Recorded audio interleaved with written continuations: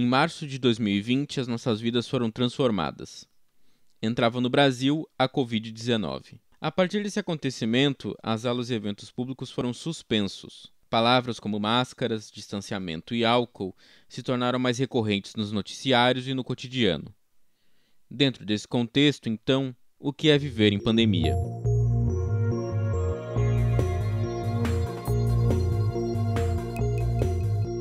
Olha, eu fiquei muito assustado inicialmente e desde o início, eu fiz todos aqueles procedimentos que estavam ali na televisão.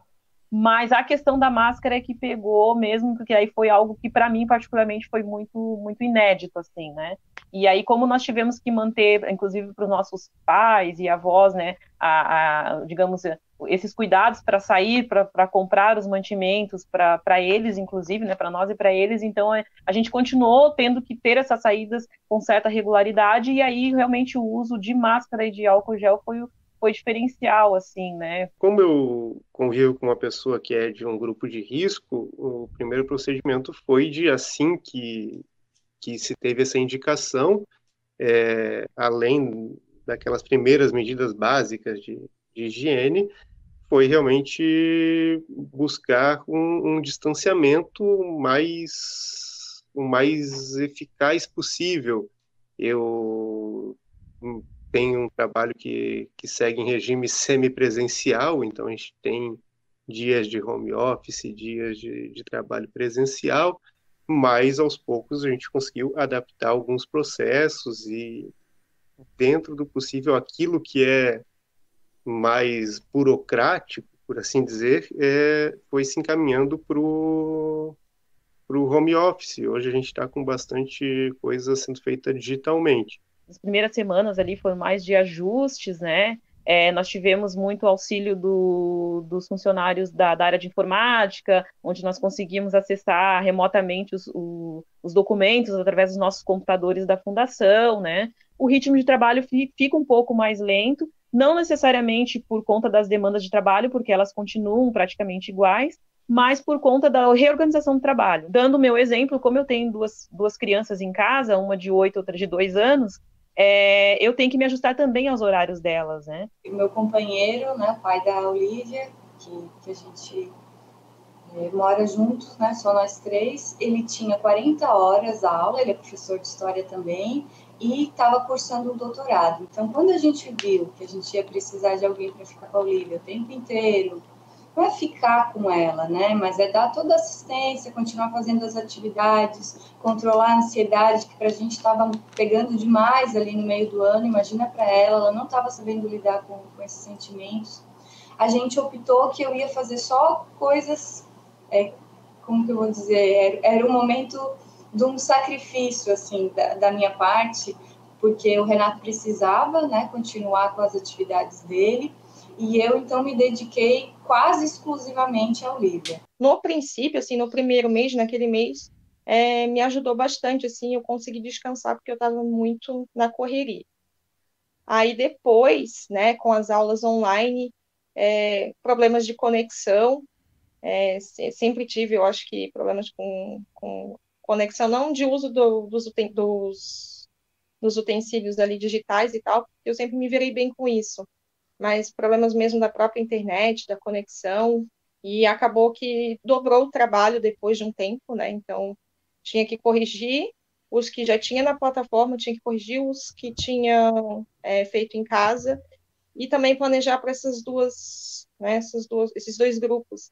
Então, acabou sendo complicado e eu não aguentei ficar nas duas cidades trabalhando até o final do ano. Em 2019, nós aprovamos 2 projetos junto com a Irmandade do Espírito Santo, né, porque a gente tinha mais de 10 entrevistas agendadas para abril e as pessoas, com toda razão, começaram a cancelar. A gente está falando de pessoas com 80, 83, 85 anos, né? Então, a gente tentou também, no decorrer do primeiro semestre de 2020, fazer essas entrevistas de forma online, mas a gente teve muita dificuldade, porque a maioria, na verdade, dessas pessoas não tem acesso, né, não tem o conhecimento necessário para para a realização dessas entrevistas de forma remota. Para fazer o roteiro das entrevistas, a gente consegue fazer tudo pela internet. Mas, fora disso, esses arquivos que a gente tinha que consultar, a maioria está fechado. E tá certo, né, de estar fechado. Como é que nesse momento vai fazer pesquisa? Até os funcionários vão ser colocados em risco. Não tem como abrir nesse momento. Bom, eu não vejo como, né? A gente trabalha com história oral e a gente faz as gravações no site A Música D com os artistas ali, pessoalmente, não é nada online. Então, isso mudaria tudo, porque, primeiro, a gente grava com artistas que têm uma idade acima de 60 anos, né?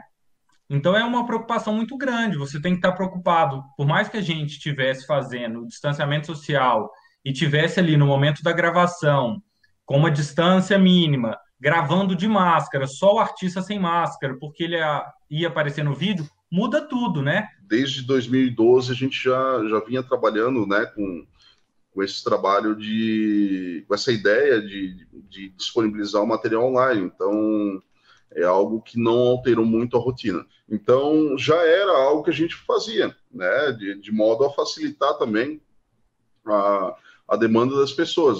Esse processo contínuo de trabalhar sempre com o meio digital e facilitar o acesso a quem quisesse pesquisar, né, tudo justamente por meio digital. Então, não alterou muito por conta disso.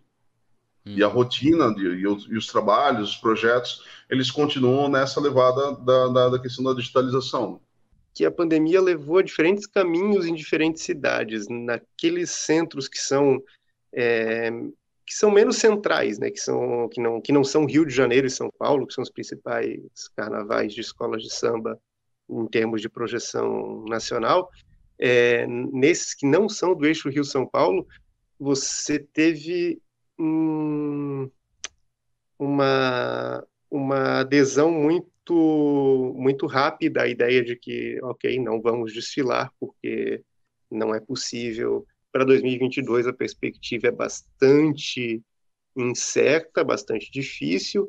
Eu, nesse momento, estou como carnavalesco na Embaixada Papalógica, que é uma escola de samba aqui de Florianópolis, e a ideia que a gente está adotando é a ideia de fazermos o possível para estarmos preparados quando a rua for nossa novamente. Tem hora que realmente bate o desânimo, e aí quando a gente tem realmente pessoas sob a nossa responsabilidade, como no meu caso que tem crianças e tal, então a gente tem que ter esse cuidado também, né, de até que ponto esmurecer, se deixar abater pelo medo desse desconhecido, de como que né, como é que vai, que rumos que nós vamos tomar, né?